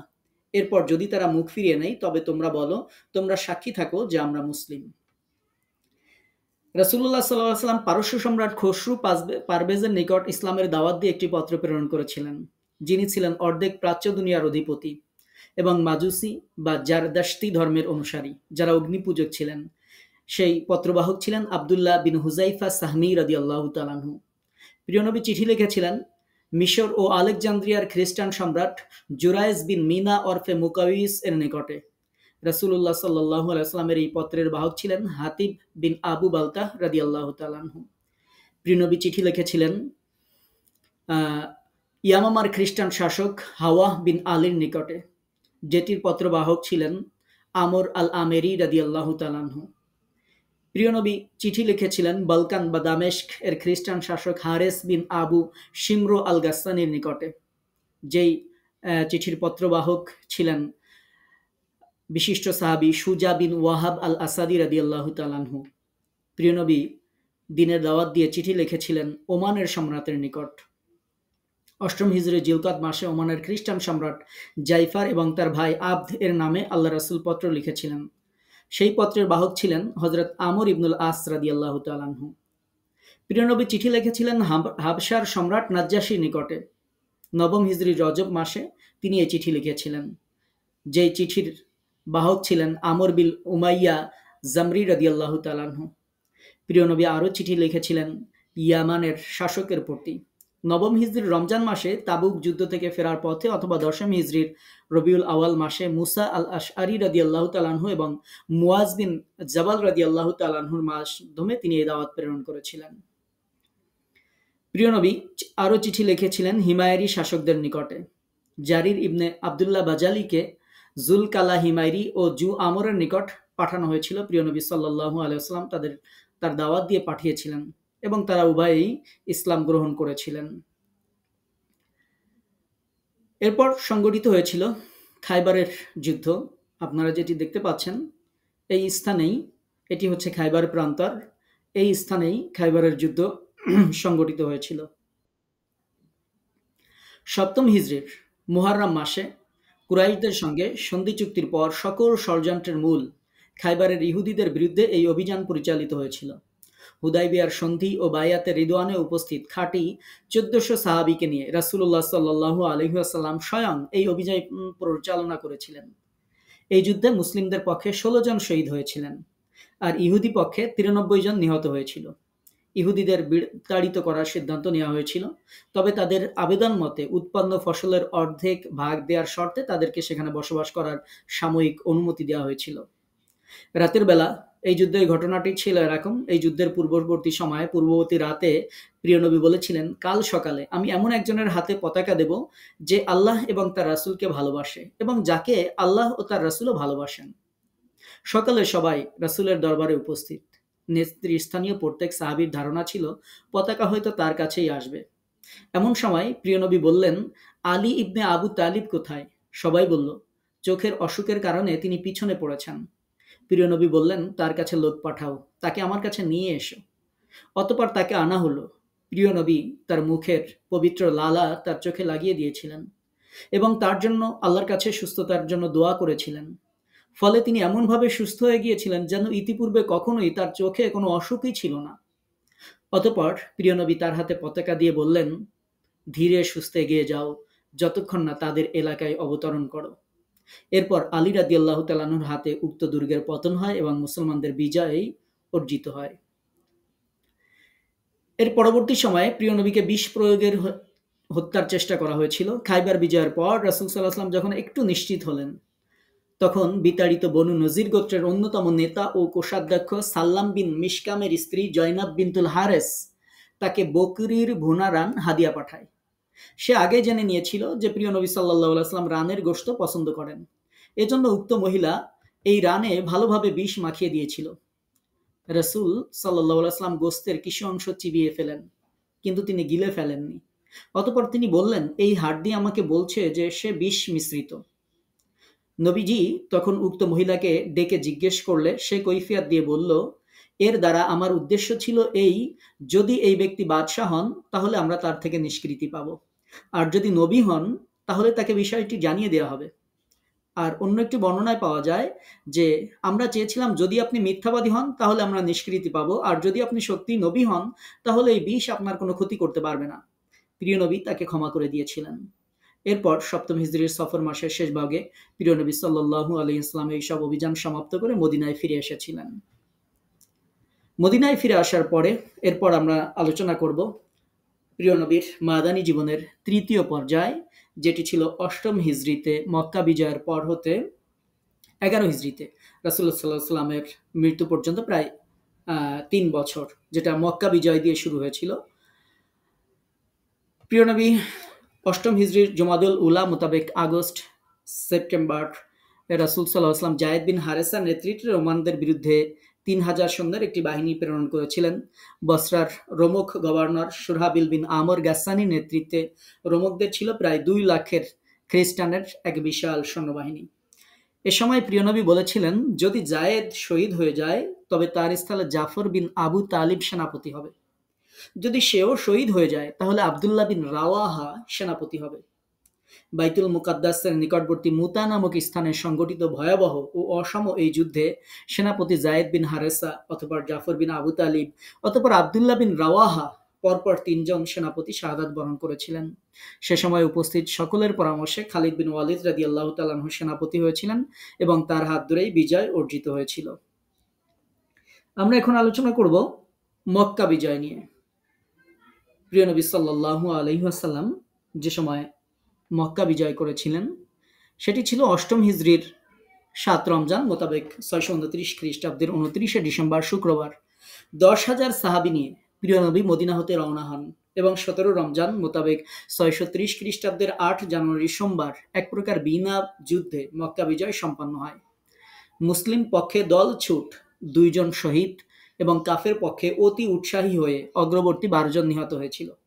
এ সময় মদিনার দায়িত্বে ছিলেন আবু রুহুম কুলসুম বিন হুসাইন আল গিফারি রাদিয়াল্লাহু তাআলা আনহু, সংক্ষেপে যাকে আমরা আবু রুহুম কুলসুম বলে জানি। তিনি এ সময় মদিনায় দায়িত্বে ছিলেন। কাসওয়া উটনীর পিঠে সওয়ার হয়ে আনসার ও মুহাজির পরিবেষ্টিত অবস্থায় প্রিয় নবী মক্কায় প্রবেশ করেন। এই দিন তিনি আল্লাহর প্রতি বিনয়ী ও তার নিয়ামতের শুকরিয়া আদায়কারী হিসেবে মক্কায় প্রবেশ করেছিলেন। বিজয়ী সেনাপতির ন্যায় অহংকারীভাবে তিনি প্রবেশ করেননি। এ সময় তিনি সাওয়ারির উপরে বসে সূরা আল ফাত বা তার কিছু অংশ ধীরে ধীরে কণ্ঠে তিনি বারবার পাঠ করছিলেন।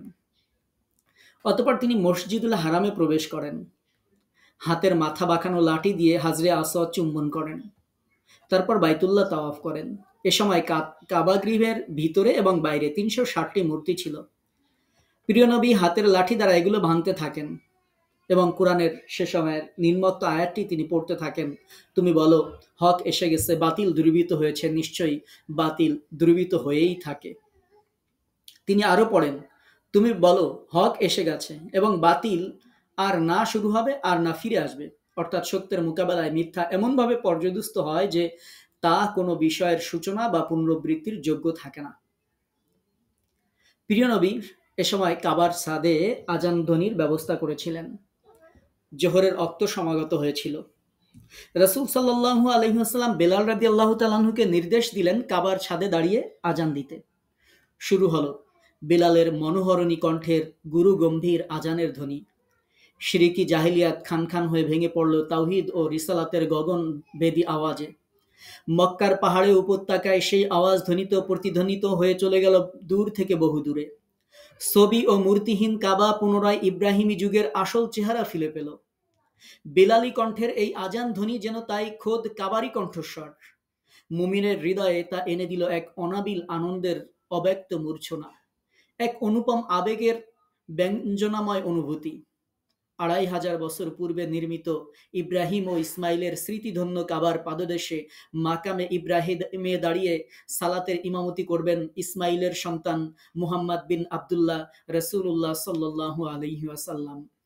মক্কার অলিতে গলিতে শুরু হলো এক অনির্বচনীয় আনন্দের ফাল্গুধারা। দলে দলে মুমিন নরনারী ছুটল সেদিন কাবার পানে। সে দৃশ্য কেবল মনের চোখেই দেখা যায়, লিখে প্রকাশ করা যায় না। সে দৃশ্য কেবল হৃদয় দিয়ে অনুভব করা যায়, মুখ দিয়ে বলে সেটি প্রকাশ করা যায় না। মক্কা বিজয়ের পর রাসূল সাল্লাল্লাহু আলাইহি ওয়াসাল্লাম একাধিক ভাষণ দিয়েছিলেন। প্রথম দিন তিনি কাবা গৃহের দরজায় দাঁড়িয়ে কুরাইশদের উদ্দেশ্যে একটি সংক্ষিপ্ত ভাষণ দিয়েছিলেন। হামদ সানা শেষে তিনি বলেছিলেন, আল্লাহ সর্বশ্রেষ্ঠ, আল্লাহু আকবার, এটি ৩ বার বলেছিলেন। এরপর তিনি বলেছিলেন, আল্লাহ ছাড়া কোনো ইলাহ নেই, তিনি এক। তিনি তার অঙ্গীকার বাস্তবায়ন করেছেন, তার বান্দাকে সাহায্য করেছেন, তিনি একাই কাফেরদেরকে পরাজিত করেছেন। শুনে রেখো, সম্মান ও সম্পাদের সকল অহংকার, রক্তারক্তি আমার এই পদতলে পৃষ্ঠ হলো, কেবলমাত্র বাইতুল্লাহর চাবি সংরক্ষণ এবং হাজিদের পানি পান করানোর সম্মানটুকু ছাড়া। অর্থাৎ এই ২টি দায়িত্ব তোমাদের জন্য বহাল রইল। ভুলক্রমে হত্যা যা লাঠি সোটা দ্বারা হয়ে থাকে তা ইচ্ছাকৃত হত্যার সমতুল্য। তাকে পূর্ণ রক্তমূল্য দিতে হবে ১০০টি উট, যার মধ্যে ৪০টি হবে গর্ভবতী। অতঃপর বললেন, হে জনগণ, আল্লাহ তোমাদেরকে জাহেলিয়াতের অংশ ও পূর্বপুরুষদের অহংকার দূরীভূত করে দিয়েছেন। মানুষ ২ প্রকারের হয়ে থাকে, মুমিন আল্লাহভীরু অথবা পাপাচারী হতভাগা। তোমরা আদমের সন্তান, আর আদম ছিলেন মাটির তৈরি, আর মাটির কোনো অহংকার নেই। অতঃপর তিনি এই আয়াতটি পড়েছিলেন, হে মানব জাতি, আমি তোমাদেরকে একজন পুরুষ ও নারী থেকে সৃষ্টি করেছি এবং তোমাদেরকে বিভিন্ন সম্প্রদায় ও গোত্রে বিভক্ত করেছি যাতে তোমরা পরস্পর পরিচিত হতে পারো। নিশ্চয়ই তোমাদের মধ্যে আল্লাহর নিকট সবচেয়ে সম্মানিত সেই ব্যক্তি যিনি তোমাদের মধ্যে সবচেয়ে আল্লাহভীরু। নিশ্চয়ই আল্লাহ সর্বজ্ঞ, তিনি সবকিছুর খবর রাখেন। তিনি বলেছিলেন, আজকের দিনের পর কোনো কুরাইশকে আর যুদ্ধ অবস্থা ব্যতীত হত্যা করা হবে না, অর্থাৎ তারা এই দিন সবাই মুসলমান হবে এবং কেউ মুরতাদ হবে না, আর অন্যায়ভাবে তাদের কাউকে হত্যা করা হবে না। অতঃপর তিনি বললেন, আমি এই কথাগুলি বললাম, অতঃপর আল্লাহর নিকট আমার জন্য এবং তোমাদের জন্য ক্ষমা কামনা করছি। ভাষণ শেষে সমবেত কুরাইশদের উদ্দেশ্যে তিনি বললেন, হে কুরাইশগণ, আমি তোমাদের সাথে কিরূপ আচরণ করব বলে তোমরা আশা করো? সবাই বলে উঠল, উত্তম আচরণ, আপনি দয়ালু ভাই এবং দয়ালু ভাইয়ের পুত্র। প্রিয় নবী বললেন, শোনো, আমি তোমাদেরকে সে কথাই বলছি যে কথা ইউসুফ তার ভাইদেরকে বলেছিলেন, তোমাদের প্রতি আজ কোনো অভিযোগ নেই, যাও, তোমরা সবাই মুক্ত। প্রিয় নবী মক্কা বিজয়ের দ্বিতীয় দিন আবার ভাষণ দিয়েছিলেন। আবু হুরায়রা রাদিয়াল্লাহু তাআলা আনহু বলছেন, যখন আল্লাহ তাআলা তার রাসূলকে মক্কা বিজয় দান করলেন তখন তিনি লোকদের মাঝে দাঁড়িয়ে গেলেন অতঃপর হামসানা শেষে বললেন, নিশ্চয়ই আল্লাহ মক্কা থেকে হস্তিওয়ালাদের প্রতিরোধ করেছিলেন এবং তার উপরে তিনি তার রাসূল এবং মুমিনদেরকে বিজয়ী করেছেন। আমার পূর্বে কারো জন্য এখানে রক্তপাত হালাল ছিল না। দিনের কিছু সময়ের জন্য কেবল আমার জন্য এটি হালাল করা হয়েছিল। আমার পরে সেটি আর কখনো কারো জন্য হালাল হবে না। অতএব এখানকার কোনো শিকার কেউ তাড়াবে না, এখানকার কোনো কাটা কেউ উঠাবে না, কোনো হারানো বস্তু কেউ কুড়াবে না, তবে উক্ত বিষয়ে প্রচারকারী ব্যতীত। যদি কেউ হত্যা করে তবে তার উত্তরাধিকারদের জন্য দুইটি এখতিয়ার থাকবে। তারা চাইলে হত্যার বদলে হত্যা করবে অথবা রক্তমূল্য গ্রহণ করবে। এ সময় আব্বাস রাদিয়াল্লাহু তাআলা আনহু বলেছিলেন, ইজখির ঘাস ব্যতীত, কেননা এটি আমরা ব্যবহার করে থাকি আমাদের বাড়ি ঘরের জন্য এবং কবরের জন্য। রাসূল তখন তার সাথে বলেছিলেন, ইজখির ব্যতীত। এ সময় আবু শাহ নামক জৈনিক একজন ইয়ামানবাসী উঠে দাঁড়িয়ে বলেছিলেন, হে আল্লাহ রাসূল, এই কথাগুলো আমাকে একটু লিখে দিন। রাসূল বললেন, তোমরা আবু শাহকে কথাগুলো লিখে দাও। এরপর প্রিয় নবী সাল্লাল্লাহু আলাইহি ওয়াসাল্লাম চলে গিয়েছিলেন সাফা পাহাড়ের পাদদেশে, যেখানে দাঁড়িয়ে প্রিয় নবী সাল্লাল্লাহু আলাইহি ওয়াসাল্লাম সর্বপ্রথম দিনের প্রকাশ্য দাওয়াত দিয়েছিলেন। মক্কা বিজয় সমাপ্ত হওয়ার আল্লাহর রাসূল সাল্লাল্লাহু আলাইহি ওয়াসাল্লাম দ্বিতীয় দিন সাফা পাহাড়ের শীর্ষে তিনি ওঠেন এবং কাবার দিকে ফিরে দুই হাত তুলে আল্লাহর প্রশংসা করেন। অতঃপর ইচ্ছা মতো প্রাণ ভরে যা খুশি তিনি দোয়া করতে থাকেন।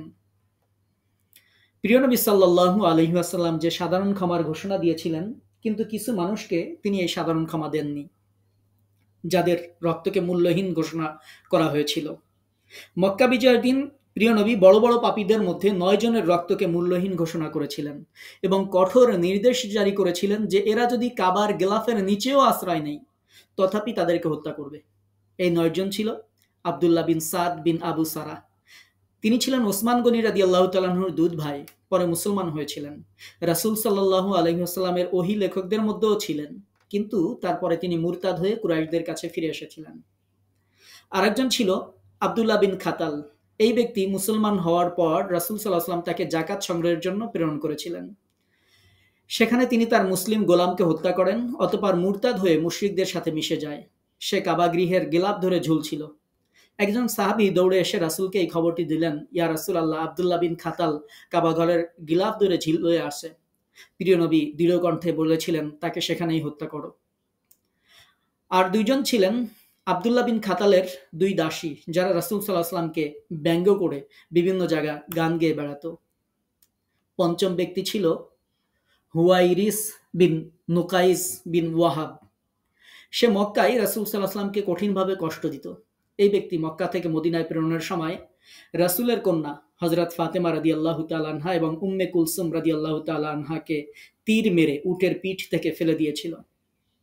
ষষ্ঠ ব্যক্তি ছিল মিকিয়াস বিন হুবাবা। এই ব্যক্তি ইতিপূর্বে মুসলমান হয়ে জৈনিক আনসার সাহাবীকে হত্যা করে আবার মুরতাদ হয়ে মুশরিকদের সাথে মিশে গিয়েছিল। সপ্তম ব্যক্তি ছিল সারা, যে আব্দুল মুত্তালিবের সন্তানদের কারো দাসী ছিল।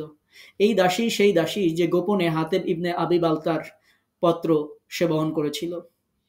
অষ্টম ব্যক্তি ছিল ইকরামা বিন আবু জেহেল এবং নবম ব্যক্তি ছিল হাব্বার ইবনুল আসওয়াদ।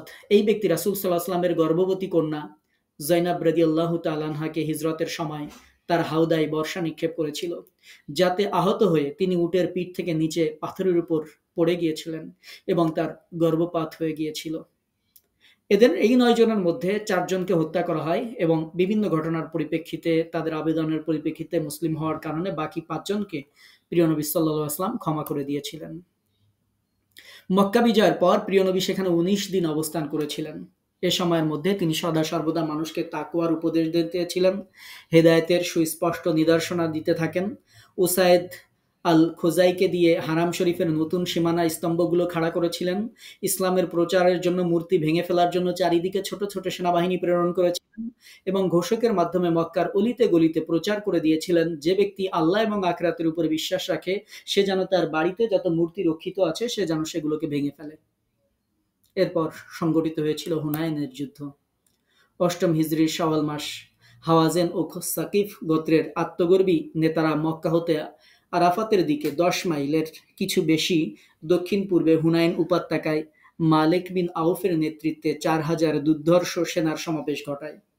ফলে মক্কা বিজয়ের 19তম দিনে 6 শাওয়াল শনিবার রাসূলুল্লাহ সাল্লাল্লাহু আলাইহি ওয়াসাল্লাম মক্কার 2000 নও মুসলিম সহ 12000 সাথী নিয়ে হুনাইনের উদ্দেশ্যে রওনা হন। 10ই শাওয়াল বুধবার রাতে গিয়ে তিনি উপস্থিত হন। যুদ্ধের প্রাথমিক পর্যায়ে মুসলমানরা চরম বিপর্যয় হয়, পরবর্তীতে আল্লাহর সাহায্যে মুসলমানরা বিজয় লাভ করেন। এই যুদ্ধে রাসূল সাল্লাল্লাহু আলাইহি ওয়াসাল্লামের বীরত্ব এবং তেজস্বিতা ছিল অতুলনীয়। তিনি তার খচ্চরকে কাফের বাহিনীর দিকে এগিয়ে যাবার জন্য উত্তেজিত করতে থাকেন এবং তিনি বলতে থাকেন, আমি নবী, মিথ্যাবাদী নই। আমি আব্দুল মুত্তালিবের পুত্র। এ সময় প্রিয় নবী ডান দিকে ফিরে ডাক দিয়ে বলেন, আমার দিকে এসো হে লোকেরা, আমি আল্লাহর রাসূল, আমি আব্দুল্লাহর পুত্র মুহাম্মদ। হুনাইনের যুদ্ধ সংঘটিত হওয়ার পর আরও দুইটি যুদ্ধ ঘটেছিল। একটি হচ্ছে আওতাসের যুদ্ধ, আর একটি হচ্ছে তায়েফ অবরোধ। সময় সংক্ষিপ্ততার কারণে আমরা এই দুটি সম্পর্কে বিস্তারিত আলোচনা করছি না। প্রিয় নবী এর পর ওমরা পালন করে যিনি জিরানা হতে গনিমত বন্টন সম্পন্ন হওয়ার পর রাসূল সাল্লাল্লাহু আলাইহি ওয়াসাল্লাম ওমরা পালনের জন্য ইহরাম বাঁধেন। অতঃপর মক্কা গমন করে ওমরা পালন শেষে আত্তাব বিন আসিদকে মক্কার প্রশাসক হিসেবে দায়িত্ব দিয়ে আল্লাহ রাসূল মদিনায় রওনা হয়েছিলেন। এভাবে অষ্টম হিজরির 10ই রমাদান মদিনা থেকে মক্কা বিজয়ের উদ্দেশ্যে বের হয়ে হুনাইন তায়েফ বিজয় শেষে রাসূল সাল্লাল্লাহু আলাইহি ওয়াসাল্লাম দীর্ঘ 2 মাস 14 দিন পর 24শে জিলকাদ মদিনাতে ফিরে এসেছিলেন। তাবুকের যুদ্ধ। আপনারা যে স্ক্রিনে যে ছবিটি দেখতে পাচ্ছেন এটি তাবুকের প্রান্তর। এখানে তাবুকের যুদ্ধ সংগঠিত হয়েছিল, যেটি ছিল প্রিয় নবীর জীবনের শেষ যুদ্ধ। রোমকদের বিরুদ্ধে প্রথম অভিযানের 13 মাস পর 9ম হিজরির রজব মাসে তাদের বিরুদ্ধে অভিযান পরিচালনা করেন। আর এটিই ছিল রাসূল সাল্লাল্লাহু আলাইহি ওয়াসাল্লাম এবং তার অংশগ্রহণে তার জীবনের সর্বশেষ যুদ্ধ। এই অভিযানে মুসলিম বাহিনীতে সৈন্য সংখ্যা ছিল 30,000 আর রোমকদের সৈন্য সংখ্যা ছিল 40,000 এর বেশি, যাদের মধ্যে লাখাম, জুজাম সহ অন্যান্য আরব খ্রিস্টান গোত্রসমূহ ছিল। মুতার যুদ্ধের শোচনীয় পরাজয়ের প্রতিশোধ নেবার জন্য তারা সরাসরি মদিনার হামলার এই গোপন প্রস্তুতি নেয়। তাতে মদিনার সর্বত্র রোমানদের ভীতি সঞ্চারিত হয়। কিন্তু এতদা সত্ত্বেও রাসূল সাল্লাল্লাহু আলাইহি ওয়াসাল্লাম তাদের প্রতিরোধে রোমান সীমান্ত অভিমুখে যাত্রা করলে তারা সংবাদ পেয়ে ভীত হয়ে পালিয়ে যায়। রমজান মাসে মুসলিম বাহিনী বিনা যুদ্ধে জয়ী হয়ে মদিনায় ফিরে আসেন। এই অভিযানকালে সূরা তাওবার অনেকগুলো আয়াত নাজিল হয়। 50 দিনের এই দীর্ঘ সফরে 30 দিন যাতায়াতে এবং 20 দিন তাবুকে ব্যয় হয়েছিল। রাসূল সাল্লাল্লাহু আলাইহি ওয়াসাল্লামের উপরে এরপর জাদু করা হয়েছিল। ইহুদিদের মিত্র বনু জুরাইক গোত্রের লাবিদ বিন আসাম নামক জৈনিক মুনাফিক তার মেয়েদের মাধ্যমে এই জাদু করেছিল। আম্মা জান আয়েশা রাদিয়াল্লাহু তাআলা আনহা বলছেন, উক্ত জাদুর প্রভাবে রাসূল সাল্লাল্লাহু আলাইহি ওয়াসাল্লাম মাঝে মধ্যে দিশেহারা হয়ে পড়তেন। যে কাজ তিনি করেননি সেটি করেছেন বলে মনে করতেন। এক রাতে স্বপ্নে দুইজন ফেরেশতা এসে নিজেদের প্রশ্ন উত্তরের মাধ্যমে তাকে জাদুর বিষয়ে অবহিত করেন এবং সেটি আছে পাথরের নিচ থেকে খেজুরের খোসা সহ চিরুনি বের করে আনেন। ওই সময় সূরা ফালাক এবং নাস অবতীর্ণ হয়। রাসূল সাল্লাল্লাহু আলাইহি ওয়াসাল্লাম এই দুই সূরার 11টি আয়াতের প্রত্যেকটি পাঠ শেষে একটি গিরা খুলতে থাকেন। অবশেষে সব গুড়া খুলে তিনি স্বস্তি লাভ করেন। লোকেরা ওই ব্যক্তিকে হত্যা করতে চাইলে প্রিয় নবী নিষেধ করেছিলেন। তিনি বলেছিলেন, আল্লাহ আমাকে রোগমুক্ত করেছেন, এটাই যথেষ্ট। লোকদের মধ্যে মন্দ ছড়িয়ে পড়ুক, এটি আমি চাই না। সর্বশেষ আমরা যেটি আলোচনা করব সেটি হচ্ছে বিদায় হজ। 10ম হিজরি জিলহজ মাসে রাসূল সাল্লাল্লাহু আলাইহি ওয়াসাল্লামের জীবনের সর্বশেষ হজ সম্পন্ন করেছিলেন। আর এটাই হচ্ছে ঐতিহাসিক বিদায় হজ নামে খ্যাত। মক্কা বিজয়ের পর থেকেই রাসূল সাল্লাল্লাহু আলাইহি ওয়াসাল্লাম দুনিয়া থেকে বিদায়ের আশঙ্কা করছিলেন। যেহেতু তিনি শেষ নবী ও বিশ্বনবী, তাই শুধুমাত্র জান্নাতের সুসংবাদদাতা ও জাহান্নামের ভয় প্রদর্শনকারী হিসেবে নয়, বরং আল্লাহর দ্বীনের বাস্তব রূপকার হিসেবে তার মাধ্যমে মানবজাতির জন্য একটা আদর্শ সমাজের দৃষ্টান্ত উপস্থাপন করাও আল্লাহ তাআলার অন্যতম দায়িত্ব এবং প্রধান উদ্দেশ্য ছিল। সেই উন্নত সমাজ ও রাষ্ট্র ব্যবস্থার কাঠামো নির্মাণ সম্পন্ন হয়ে গেছে। ভবিষ্যতে তার যোগ্য উত্তরসূরি খলিফাগণ এবং উম্মাদগণ উক্ত কাঠামোকে ভিত্তি করে সুন্দর সমাজ ব্যবস্থা গড়ে তোলার আশা রেখেই তিনি উম্মাদকে সে সময় ওসিয়াত করেছিলেন।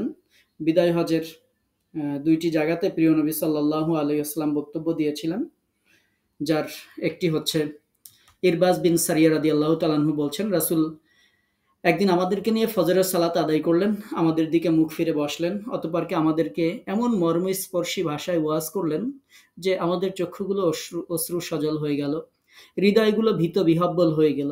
এ সময় জৈনিক একজন মুসাল্লি বলে উঠল, হে আল্লাহর রাসূল, মনে হচ্ছে যেন এটি কোনো বিদায় গ্রহণকারীর অন্তিম উপদেশ, অতএব আপনি আমাদেরকে আরো বেশি করে উপদেশ দিন। প্রিয় নবী তখন বলেছিলেন, আমি তোমাদেরকে উপদেশ দিচ্ছি আল্লাহ ভীতির, তোমাদেরকে আমিরের আদেশ শুনতে উপদেশ দিচ্ছি এবং সেটা মান্য করতে উপদেশ দিচ্ছি, যদিও তিনি একজন হাবশী গোলাম হন। কেননা আমার পরে তোমাদের মধ্যে যারা বেঁচে থাকবে তারা সত্তর বহু মতভেদ দেখতে পাবে। তখন তোমরা আমার সুন্নাতকে এবং সুপথপ্রাপ্ত খোলাফায়ে রাশেদিনের সুন্নাতকে আঁকড়ে ধরবে, তাকে কঠিনভাবে ধরবে, মাড়ির দাঁত সমূহ দিয়ে কামড়ে ধরে থাকবে। তারপর দিনের মধ্যে নতুন সৃষ্টি সমূহ থেকে বিরত থাকবে, কেননা দিনের ব্যাপারে যে কোনো নতুন সৃষ্টি হচ্ছে বিদাত, আর প্রত্যেক বিদাতই হচ্ছে ভ্রষ্টতা। জাবের রাদিয়াল্লাহু তাআলা আনহু কর্তৃক নাসাইর বর্ণনায় আরও এসেছে, যার প্রত্যেক ভ্রষ্টতার পরিণাম হলো জাহান্নাম। এরপরে তিনি আরাফাতের ময়দানে অবস্থান করেছিলেন। ৯ জিলহজ শুক্রবার সকালে মিনা থেকে আরাফাতে রওনা দিয়েছিলেন। ওয়াদিয়ে নামেরা, এখানে তিনি অবতরণ করেন, যার এক পাশে আরাফাত, অন্য পাশে মুজদালিফা। অতঃপর সূর্য ঢলে পড়লে তিনি কাসওয়া উটের পিঠে সওয়ার হয়ে আরাফাত ময়দানের বাতনে ওয়াদিতে গমন করেন। এটি ছিল একটি পাহাড়ি টিলা, যেটি বর্তমানে জাবালে রহমাত নামে পরিচিত। অতঃপর সেখানে উটের পিঠে সাওয়ার অবস্থায় উপস্থিত মুসলমানদের উদ্দেশ্যে তিনি সারগর্ভ ভাষণ দিয়েছিলেন। এ সময় সেখানে কোনো কোনো বর্ণনায় ১,২৪,০০০, আবার কোনো বর্ণনায় ৩০,০০০ মুসলমান উপস্থিত ছিলেন। প্রিয় নবী বলেছিলেন, হে জনগণ, আল্লাহর কসম, আমি জানি না আজকের পরে আর কোনোদিন তোমাদের সাথে এই স্থানে মিলিত হতে পারবো কিনা। অতএব আল্লাহ রহম করুন ওই ব্যক্তির উপরে যে ব্যক্তি আজকে আমার কথা শুনবে এবং তা স্মরণ রাখবে। কেননা অনেক জ্ঞানের বাহক নিজে জ্ঞানী নয়, সে অন্যের নিকট জ্ঞান বহন করে নিয়ে যায়, এবং অনেক জ্ঞানের বাহক তার চাইতে অধিকতর জ্ঞানীর নিকটে জ্ঞান বহন করে নিয়ে যায়। জেনে রেখো, নিশ্চয়ই তোমাদের মাল, সম্পদ এবং তোমাদের রক্ত তোমাদের পরস্পরের উপরে হারাম, যেমন আজকের এই দিন, আজকের এই মাস, আজকের এই শহর তোমাদের জন্য হারাম। জেনে রেখো, তিনটি বিষয় মুমিনের অন্তর কখনো খেয়ানত করে না: আল্লাহর উদ্দেশ্যে ইখলাসের সাথে কাজ করা, শাসকদের কল্যাণ কামনা করা, মুসলমানদের জামাতকে আঁকড়ে ধরা। কেননা তাদের দোয়া তাদেরকে পিছন থেকে শয়তানের প্রতারণা থেকে রক্ষা করে। মুমিন যখন উক্ত তিনটি স্বভাবের উপরে দৃঢ় থাকবে, ততক্ষণ তার অন্তরে খেয়ানাত বা বিদ্বেষ প্রবেশ করবে না, যাকে ইলম প্রচারের কাছে বাধা দেয়, আর তিনি হবেন কামেল মুমিন। জাবির বিন আব্দুল্লাহ রাদিয়াল্লাহু তাআলা আনহু বলছেন, বিদায় হজের দিন সূর্য ঢলে যাওয়ার পর প্রিয় নবী কাসওয়া উটনীর পিঠে সাওয়ার হয়ে বাতনুল ওয়াদিতে আসেন। অতঃপর লোকদের উদ্দেশ্যে প্রদত্ত ভাষণে তিনি বলেন, হে জনগণ, নিশ্চয়ই তোমাদের রক্ত, মাল, সম্পদ তোমাদের পরস্পরের উপর হারাম, যেমন আজকের এই দিন, এই মাস, এই শহর তোমাদের জন্য হারাম। শুনে রাখো, জাহেলি যুগের সকল কিছু আমার পায়ের তলে পিষ্ট হলো। জাহেলি যুগের সকল রক্তের দাবি পরিত্যক্ত হলো। আমাদের রক্তসমূহের প্রথম যে রক্ত দাবি সেটি পরিত্যাগ করছি, তা হলো রাবিয়া বিন আব্দুল মুত্তালিব এর শিশু পুত্রের রক্ত, যে তখন বনু সাদ গোত্রের দুধ পান করেছিল, আর হুজাইল গোত্রের লোকেরা তাকে হত্যা করেছিল। জাহেলি যুগের সকল সুদ পরিত্যক্ত হলো। আমাদের সুদ সমূহের প্রথম সুদ আমি শেষ করে দিচ্ছি, সেটি হলো আমার চাচা আব্বাস বিন আব্দুল মুত্তালিবের সুদ, তার সবটুকুই বাতিল করা হলো। প্রিয় নবী বলেছিলেন, তোমরা নারীদের বিষয়ে আল্লাহকে ভয় করো, কেননা তোমরা তাদেরকে আল্লাহর আমানত হিসেবে গ্রহণ করেছো, আল্লাহর কালেমার মাধ্যমে তাদেরকে হালাল করেছো। তাদের উপরে তোমাদের প্রাপ্য হক হলো এই যে, তারা তোমাদের বিছানা এমন কাউকে মারাতে দেবে না যাদেরকে তোমরা অপছন্দ করো। যদি তারা সেটা করে, তবে তোমরা তাদেরকে প্রহার করবে, যা গুরুতর হবে না। আর তোমাদের উপরে তাদের প্রাপ্য হলো উত্তম রূপে খাদ্য এবং পরিধেয় বস্ত্র প্রদান করা। আর জেনে রেখো, আমি তোমাদের মাঝে ছেড়ে যাচ্ছি এমন এক বস্তু, যা মজবুতভাবে ধারণ করলে তোমরা কখনোই পথভ্রষ্ট হবে না, সেটি হচ্ছে আল্লাহর কিতাব। আর তোমরা আমার সম্পর্কে জিজ্ঞাসিত হবে, তখন তোমরা কি বলবে? লোকেরা বলল যে, আমরা সাক্ষ্য দিব আপনি সবকিছু পৌঁছে দিয়েছেন, রেসালাতের আমানত আদায় করেছেন এবং উপদেশ দিয়েছেন। অতঃপর তিনি শাহাদাত আঙ্গুলি আসমানের দিকে উঁচু করে সমবেত জনমণ্ডলীর দিকে নিচু করে বললেন, হে যে আল্লাহ, তুমি সাক্ষী থাকো। এই কথা তিনি বললেন ৩ বার, হে আল্লাহ তুমি সাক্ষী থাকো, হে আল্লাহ তুমি সাক্ষী থাকো। এবং তিনি এই কথাটি বারবার বলছিলেন, হে জনগণ, আমি তোমাদের নিকট এমন বস্তু রেখে যাচ্ছি যা মজবুতভাবে ধারণ করলে তোমরা কখনোই পথভ্রষ্ট হবে না, সেটি হচ্ছে আল্লাহর কিতাব ও নবীর সুন্নাহ। এরপর প্রিয় নবী সাল্লাল্লাহু আলাইহি ওয়াসাল্লাম জুমার দিন সন্ধ্যায় আল্লাহর পক্ষ থেকে তখন তার প্রতি অবতীর্ণ হলো এক অনন্য দলিল, ইসলামের পরিপূর্ণতার সনদ, যা ইতিপূর্বে কোনো ইলাহি ধর্মের জন্য নাজিল হয়নি। এই সময় ওহী নাজিলের গুরুভার বহনে অপারগ হয়ে আল্লাহ রসুলের বাহন আজবা, যেই সময় তিনি আজবার উপরে ছিলেন, আস্তে করে বসে পড়ে। অতঃপর আল্লাহ তাআলা নাজিল করেছিলেন, আল-ইয়াউমা আকমালতু লাকুম দীনাকুম ওয়া আতমামতু আলাইকুম নি'মাতি ওয়া রাদিতু লাকুমুল ইসলামা দীনা। আজ আমি তোমাদের জন্য দিনকে পরিপূর্ণ করে দিলাম এবং তোমাদের উপরে আমার নিয়ামতকে সম্পূর্ণ করলাম আর ইসলামকে তোমাদের জন্য দিন হিসেবে মনোনীত করলাম। এরপর প্রিয় নবী সাল্লাল্লাহু আলাইহি ওয়াসাল্লাম বিদায় হজ থেকে ফিরে আসলেন। আসার পর 11 হিজরি 12 রবিউল আউয়াল সোমবার দুপুরে 63 বছর 4 মাস বয়সে প্রিয় নবী সাল্লাল্লাহু আলাইহি ওয়াসাল্লাম আল্লাহ তাআলার সান্নিধ্যে মিলিত হয়েছিলেন। 13 রবিউল আউয়াল রাতে আম্মা জান আয়েশা সিদ্দিকা রাদিয়াল্লাহু তাআলা আনহার কামরায় রহমতের ছায়ায় আমাদের প্রিয় নবী সমাহিত হন।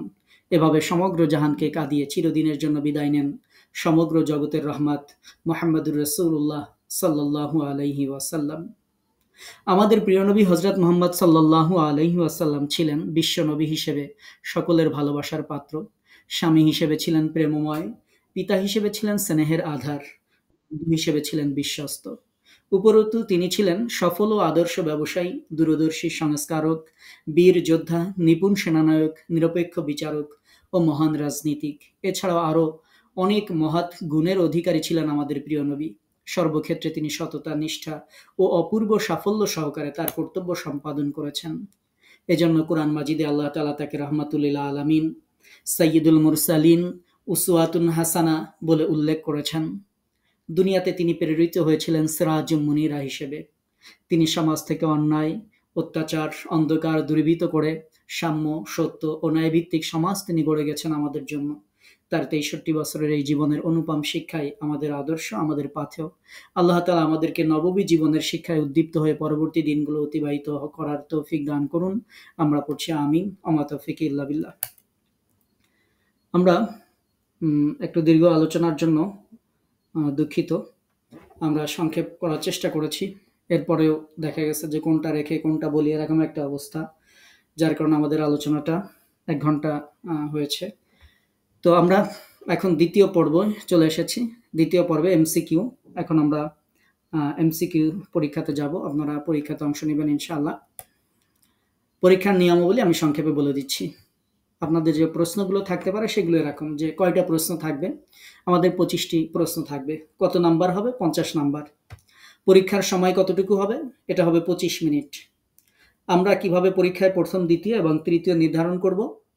সেটি হচ্ছে যারা যত দ্রুত পরীক্ষার ফর্মটা জমা দিবেন তাদের মধ্য থেকে আমরা প্রথম, দ্বিতীয়, তৃতীয় নির্ধারণ করব যারা বেশি নাম্বার পাবেন। যেমন গত পরীক্ষায় আমাদের 33 জনের মতো 50-এর মধ্যে 50 পেয়েছেন।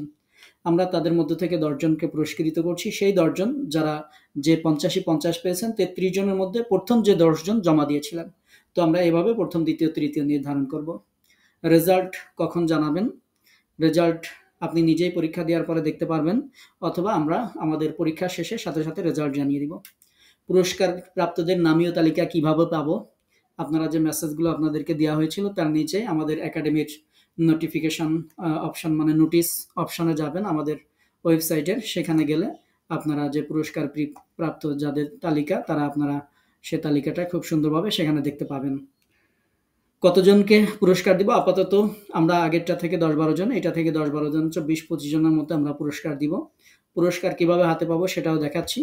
তবে আজকের কুইজের ক্ষেত্রে নতুন একটি বিষয় আছে। গত কুইজে যারা পুরস্কারের জন্য নির্বাচিত হয়েছেন, আজকের কুইজে আমরা তাদেরকে পুরস্কারের জন্য নির্বাচিত করব না। তারা যদি ফার্স্টও হন তাদের পরিবর্তে অন্য কাউকে, পরবর্তী জনকে আমরা সিলেক্ট করব। কারণ আমরা চাই যে একজন ব্যক্তি একই উপহার না পেয়ে বরং নতুন একজন ব্যক্তি বেশি পাক, সে উদ্বুদ্ধ হোক। এটার জন্য আমরা এই পদ্ধতি অনুসরণ করব। আপনারা আমাদের যে ওয়েবসাইট আছে সেই ওয়েবসাইটে গেলেও আপনারা এটা পেয়ে যাবেন, লিঙ্কটা পেয়ে যাবেন। অথবা আমি দেখাচ্ছি, এখনই আমরা এখানে লিঙ্কটা দিয়ে দিচ্ছি এবং আপনারা পুরস্কারের তালিকা সহ সবকিছু এখানে পাবেন। এই যে আমাদের ওয়েবসাইট, এটার বিজ্ঞপ্তির মধ্যে ঢুকলে আপনারা পেয়ে যাবেন। এই জায়গাতে দেখেন ওই যে গত সপ্তাহে যারা পুরস্কার পেয়েছিল তাদের তালিকা এখানে দেওয়া আছে। আজকে যারা পাবেন তাদেরটাও এখানে দেওয়া হবে ইনশাল্লাহ। আমরা এখন পরীক্ষার লিঙ্কটা অন করে দিচ্ছি ইনশাল্লাহ। আপনারা পরীক্ষায় অংশগ্রহণ করেন। লিঙ্কটা আমরা